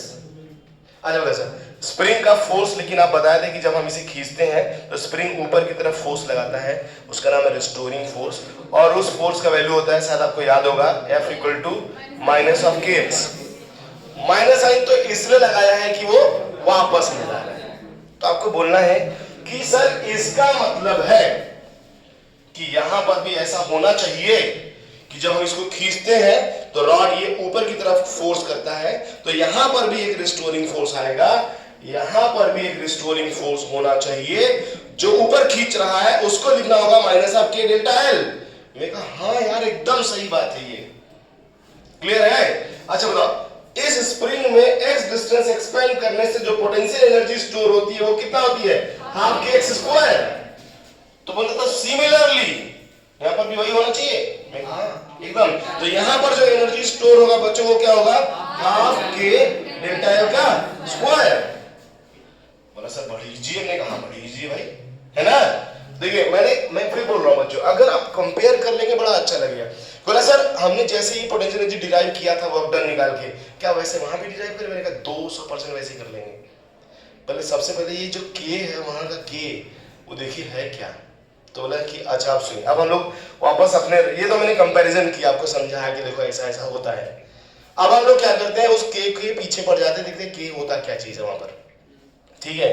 तो देखिए हम लोग k निकालने के लिए हमने वापस सिर्फ रॉड की बात करते हैं, स्प्रिंग का बात छोड़ देते हैं। लेकिन हाँ कभी भी आपके माइंड में अगर जैसे कोई भी सवाल हो तो स्प्रिंग से सोच लेंगे तो इजी लगेगा आपको। पता आपको ऐसा लगेगा कि सर स्प्रिंग वाला जो कहानी है वही कहानी लगा दे, यहाँ पे काम बन जाएगा। मैंने कहा 200% काम बन जाएगा, स्प्रिंग वाली कहानी लगा के देखो काम बन जाएगा। तो हम लोग वही स्प्रिंग वाली कहानी लगा के देख रहे थे, अब हम उसके ओरिजिनल फॉर्मूले पे चले जाते हैं। तो हमें मालूम है कि रॉड है तो यहाँ पर वो क्या लिखे, यंग्स मॉडुलस लगाते हैं, है ना। तो हमें मालूम है, देखिए लेकिन हमने लिखा कि सिंस जो y होता है Young's modulus, L stress upon क्या लिखते हैं बच्चों, L strain, so y equal to F by A equal to delta L by L। क्यों बच्चों ऐसे लिखेंगे ना। सो फाइनली यहां से F का वैल्यू बताइए क्या होगा, F इक्वल टू हो जाएगा y इंटू डेल्टा L, तो y A upon L into delta L। मेरे बच्चों ध्यान से सुनिए ना, तो ये देखिए डेल्टा x का काम कर रहा था, तो ये किसका काम कर रहा है, k का, है ना। मेरी बात समझ रहे हैं। अच्छा रिस्टोरिंग फोर्स, जो हमने ये फोर्स लगाया बाहर वाला नीचे वाला, रिस्टोरिंग फोर्स इसी का अपोजिट होता है। तो अगर हम लोग यहाँ से बात करें, सिंस जो हमारा रिस्टोरिंग फोर्स होगा वो एग्जैक्टली इतना ही होगा, बस उसके साइन में क्या होगा बोलिए, चेंज आएगा। ऐसे नहीं लिखेंगे बच्चों। तो आप बता इसको और उसको कंपेयर करें तो आपको क्या मिलेगा। सो जो स्प्रिंग कांस्टेंट है वो क्या लिखेंगे, वाई ए अपॉन एल। तो आपको ये बात पता चल गया कि रॉड के केस में स्प्रिंग कांस्टेंट का काम कौन करता है, वाई ए अपॉन एल। तो जो रॉड होता है, रॉड के केस में अगर स्प्रिंग कांस्टेंट इक्विवेलेंट निकाले, स्प्रिंग कांस्टेंट इक्विवेलेंट निकाले तो उसका आंसर क्या आएगा, वाई ए अपॉन एल। ये Y A upon L is the spring constant here, in this case spring constant is Y A upon L. Clear हुआ। अगर Y A upon L spring constant है, so potential energy become क्या होगा बोलिए, हमने कहा so potential elastic potential energy लिखा है, elastic potential energy is equal to half Y A upon L into delta L का स्क्वायर, डेल्टा एल का स्क्वायर। ऐसा लिख लिया, बस यही इसी को पोटेंशियल एनर्जी कहते हैं। तो इसको अब अलग से हमें कुछ डिराइव करने की जरूरत है नहीं, सीधा सीधा समझ में आ रहा है कि सर पहले हमने क्या किया, के निकाल दिया इक्विवेलेंट के हिसाब से, और इसकी एनर्जी हाफ के एक्स स्क्वायर होती है तो इसकी भी वैसे लिखते हैं हाफ के एक्स स्क्वायर, और के की वैल्यू उठा के पुट कर देंगे तो हमें इलास्टिक पोटेंशियल एनर्जी मिल गया। अब हम इलास्टिक पोटेंशियल एनर्जी के अलग अलग फॉर्म लिखेंगे, कैसे कैसे लिखा जाता है। जैसे ऐसा लिखा गया तो ऐसा थोड़ा याद करने में दिक्कत होता है, अलग अलग स्टाइल में इसे याद करते हैं। तो इलास्टिक पोटेंशियल एनर्जी यूई लिखता हूं, इसका मतलब है elastic potential energy that is equal to, मैंने लिखा half Y A into L delta L upon L का होल स्क्वायर। चलेगा, देख लीजिए। मैंने इसी लाइन को ऐसे लिखा, देखिए चलेगा। मैंने कुछ नहीं किया, देखो मैंने एल से ऊपर नीचे मल्टा किया, एल से ऊपर एल किया तो ए एल बन गया, नीचे एल स्क्वायर, यहाँ स्क्वायर दोनों को एक साथ स्क्वायर कर दिया। इसको शायद डेल्टा एल बाई एल को शायद आपको याद हो, इसको बोलते हैं स्ट्रेन। क्या बोलते हैं, स्ट्रेन बोलते हैं बच्चों। तो हमने यहाँ पे देखिए क्या लिखा, इसको बोलते हैं स्ट्रेन। चलिए मैं इस वाले में पोर्शन में लिख देता हूँ, इसके बाद यहाँ लिखता हूँ बच्चों। देखिए यहाँ लिखा elastic potential energy is equal to half Y strain का स्क्वायर, ए इंटू एल को बोलते हैं वॉल्यूम। ये बच्चों देखो यहाँ पे, देखो this is called volume, area into length is called volume. ये रॉड सिलिंड्रिकल है ना, तो area into length is called volume. तो वॉल्यूम इंटू स्ट्रेन का square into Y equal to potential energy हो गया। एक और चीज देखिए, स्ट्रेन और वाई जब मल्टीप्लाई होता है, स्ट्रेन और वाई मल्टीप्लाई होता है तो क्या आता है, स्ट्रेस। मैंने क्या किया देखो सुनिए, potential energy equal to half, strain दो बार था ना, एक बार वाई के साथ दे दो, एक वाई को दे दिया, क्या बन गया, स्ट्रेस। तो हो जाएगा half stress into strain into volume. अब बताओ फॉर्मूला अच्छा लगा कि नहीं, और ना अगर सर ये तो बड़ा अच्छा फॉर्मूला लग रहा है कि जो पोटेंशियल एनर्जी होती है, इलास्टिक एनर्जी होती है, उसका फॉर्मूला था half stress into strain into volume. खाली स्ट्रेस स्ट्रेन रहे तो कितना बढ़िया लगेगा कि नहीं। तो एक काम करते हैं, जो वॉल्यूम है ना उसको उधर ले जाओ। तो एनर्जी अपॉन वॉल्यूम क्या कहलाता है, एनर्जी डेंसिटी। क्या कहलाता है, तो हम निकालेंगे energy density, elastic potential energy density. तब वो कितना आएगा, half stress into strain. Clear है ना। इस पॉइंट पे, इस खाली फार्मूले पे क्वेश्चन पूछा गया है कि हाफ स्ट्रेस इनटू स्ट्रेन को क्या कहते हैं, या इलास्टिक पोटेंशियल एनर्जी डेंसिटी क्या लिखा जाएगा। तो आपको बोला था सिर्फ half stress into strain. Clear है बच्चों। तो इसके इस लाइन को हम लोग यहाँ पर लिखेंगे, यहाँ पे फाइनली लिखना था हम लोग को इलास्टिक पोटेंशियल एनर्जी डेंसिटी ना। इसी देखो, इसी को हेडिंग बनाता हूँ, एनर्जी डेंसिटी। क्या लिखेंगे बच्चों, energy density is equal to आएगा energy upon volume, and that is equal to आएगा हाफ स्ट्रेस इनटू स्ट्रेन। ये फार्मूला हो जाता है एनर्जी डेंसिटी का। छाप दो इसको यहाँ पर, याद है, नोट कर लीजिए, फिर हम लोग इस पर एक दो क्वेश्चंस कर लेते हैं। ठीक है, क्वेश्चन कर लेते हैं ताकि हमें अच्छा लगे। देखिए बच्चों, क्वेश्चन है आपका कि दो वायर है। देखिए क्वेश्चन सिंपल सा बात बोला कि दो वायर है, मटेरियल सेम, अच्छा मटेरियल सेम होने के लिए दोनों का वाई सेम हो जाएगा। ये मटेरियल सेम होने का मतलब दोनों का वाई क्या हो गया, सेम।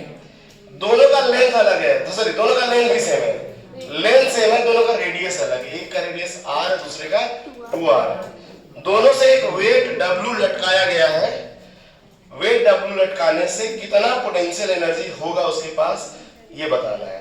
क्वेश्चन में देखिए यहाँ पिक्चर मैंने बनाया, देखो एक रॉड है जिसका लेंथ l है, रेडियस 2r, दूसरा रॉड है जिसका लेंथ l है, रेडियस r, और यहां से एक वेट हमने w लटका दिया। क्वेश्चन ने पूछा है कि कितना पोटेंशियल एनर्जी होगा इस सिस्टम का।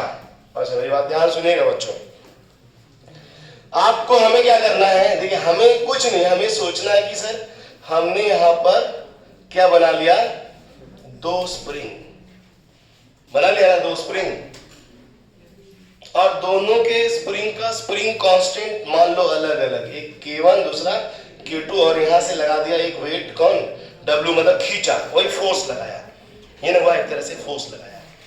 फोर्स लगाएंगे तो बताइए एक्सटेंड होगा कि नहीं होगा, ये एक्सटेंड होगा। एकदम क्लियर है ना सबको। अच्छा बताओ, स्प्रिंग कांस्टेंट अगर हम लोग इसके लिए लिखें, जैसे पहले रॉड के लिए, जैसे मैंने कहा इसके साथ हम कंपेयर कर रहे हैं, इसको इस वाले सिस्टम को इसके साथ कंपेयर कर रहे हैं। देखिए ये वाला रॉड और ये वाला रॉड हम इस स्प्रिंग के साथ कंपेयर करेंगे तो शायद हमें K निकालना इजी हो जाएगा दोनों के लिए। देखिए इसका K का फॉर्मूला होता है, अभी याद होगा वो YA/L, ये अभी तो लिखा था ना, YA, A का मतलब हो जाएगा पाई 2r का स्क्वायर अपॉन L, और इसका K क्या होगा बच्चों बताओ, इसका K होगा Y पाई r स्क्वायर अपॉन L। कोई परेशानी किसी को बताओ, एकदम क्लियर ना।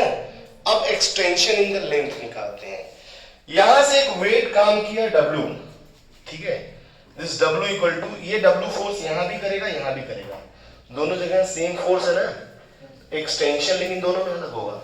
इसका एक्सटेंशन कितना होगा मेरे बच्चों, K2x2 is equal to W, और यहां क्या होगा बताओ, K1x1 is equal to W। x1 मिल गया, x2 मिल गया कि नहीं मिल गया।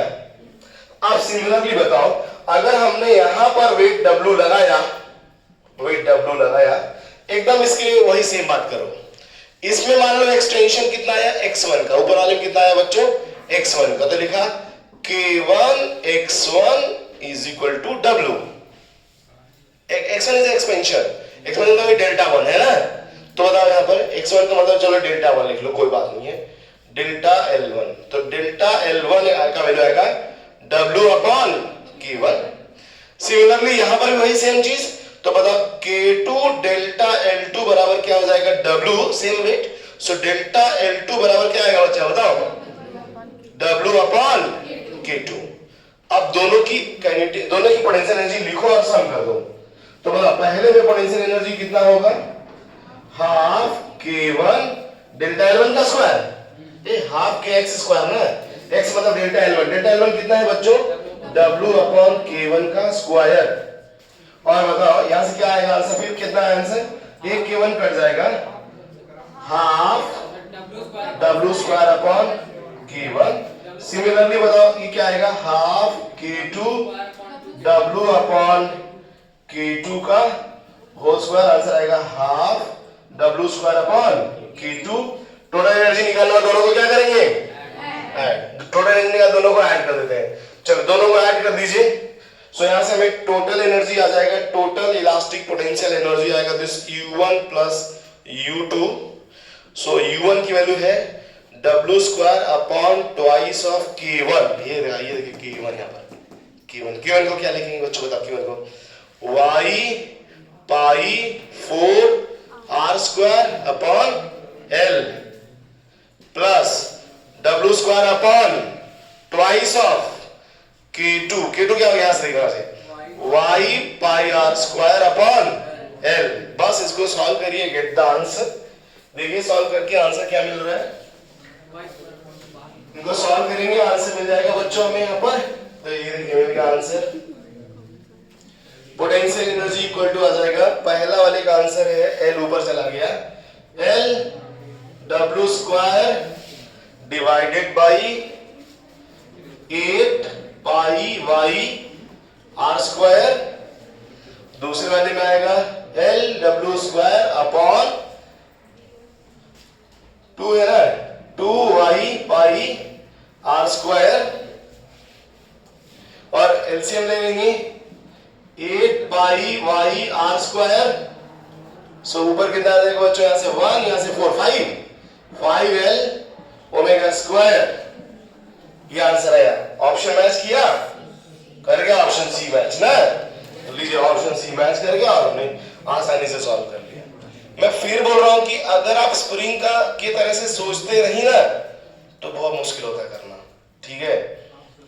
अगर आप स्प्रिंग की तरह नहीं सोचते। हाँ, कोई बच्चा बोला सर हम वो stress, half stress into strain into volume कर दे तो आंसर नहीं आएगा। मैं कहा तब भी आंसर आएगा। आंसर ऐसा नहीं कि आंसर नहीं आएगा, लेकिन उसमें जो स्ट्रेन और स्ट्रेस है वो आपको अलग से निकाल के रखना पड़ेगा वहां पर, तब भी आंसर आएगा। तो सॉल्व करने का हमने तरीका बस यही देखा कि मैंने सीधा इसको स्प्रिंग के साथ कंपेयर किया और स्प्रिंग वाले सारे फॉर्मूले वहां पर अप्लाई कर लिए and get the answer.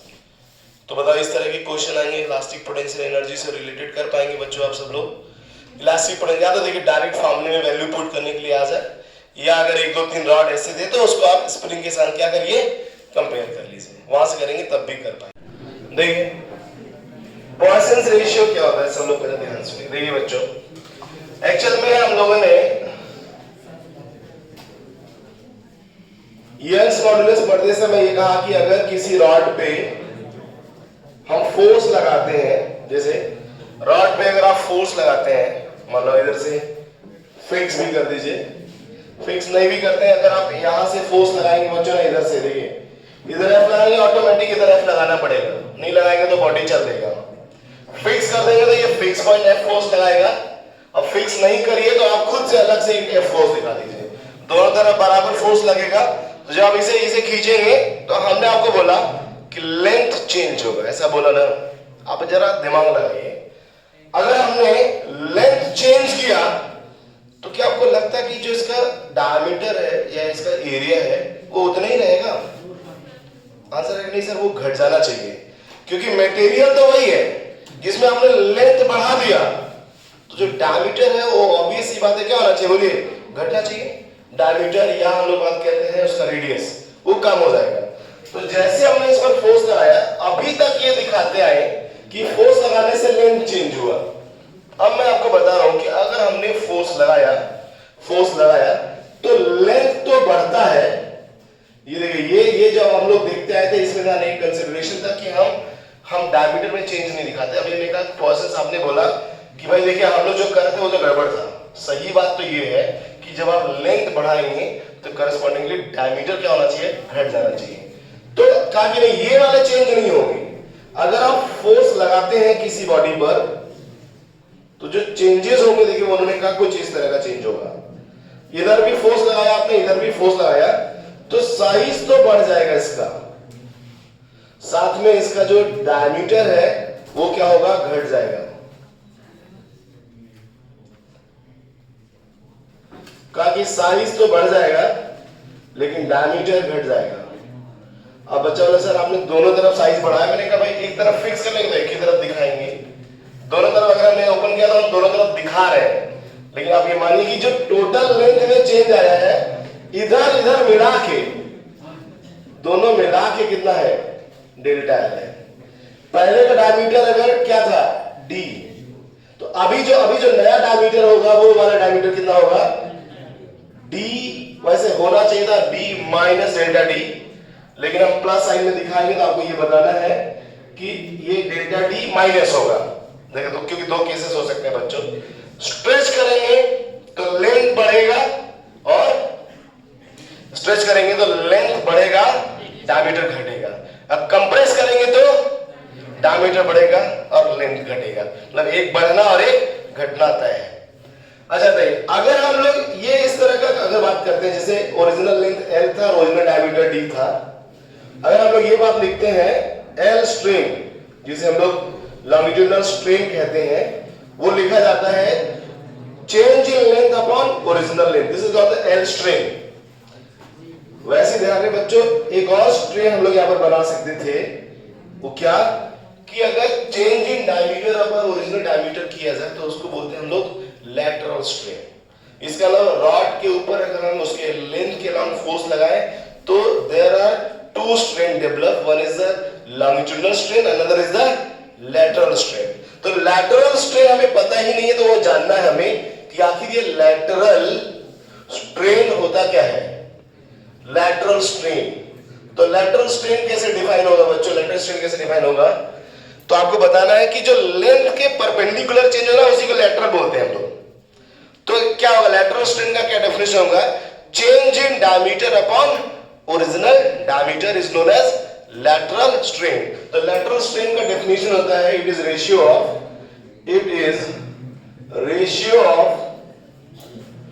Change in diameter, अगर आप चाहें तो रेडियस भी लिख सकते हैं यहां पर, change in diameter to original diameter. अच्छा बच्चों हम बार बार ये बात बोल रहा हूं कि आप चाहें तो आप रेडियस भी लिख सकते हैं, पर आप ये क्या लिख सकते थे यहां पर कि change in radius upon original radius. We can say that here lateral strain lateral strain is equal to हमने लिखा यहां पर डेल्टा डी बाई डी, या आप लिख सकते थे delta R by R. Poisson's ratio क्या होता है फिर अब हमने पॉइसंस रेशियो का डेफिनेशन लिखने जा रहा हूं मैं, डेफिनेशन ऑफ पॉइसंस रेशियो। तो पॉइसंस आपने कहा कि जो पॉइसंस रेशियो होता है उसको लिखा जाता है ratio of lateral strain to the longitudinal strain, ratio of lateral strain to the longitudinal strain known as Poisson's ratio। तो Poisson's ratio का डेफिनेशन लिखेंगे, याद है फटाफट नोट कर लीजिए, ये कुछ बेसिक बातें हैं। तो Poisson's ratio क्या है लिख लेते हैं एक लाइन, Poisson's ratio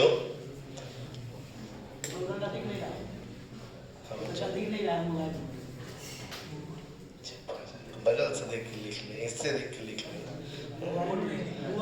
अरे मोबाइल नहीं दिख रहा है, यू से अच्छा लाइक दिस, ओके उधर तो बहुत रिफ्लेक्शन है यार, ठीक है अब दिख रहा है ना। द रेशियो ऑफ, मैं लिख देता हूं, ठीक है, the ratio of lateral strain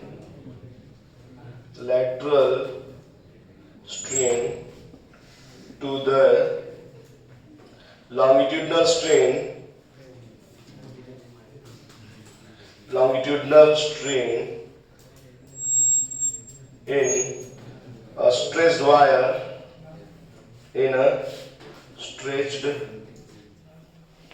wire, known as Poisson's ratio, known as Poisson's ratio, known as Poisson's ratio। तो Poisson's ratio बोलते हैं इसको बच्चों। Poisson's ratio का फार्मूला जो होगा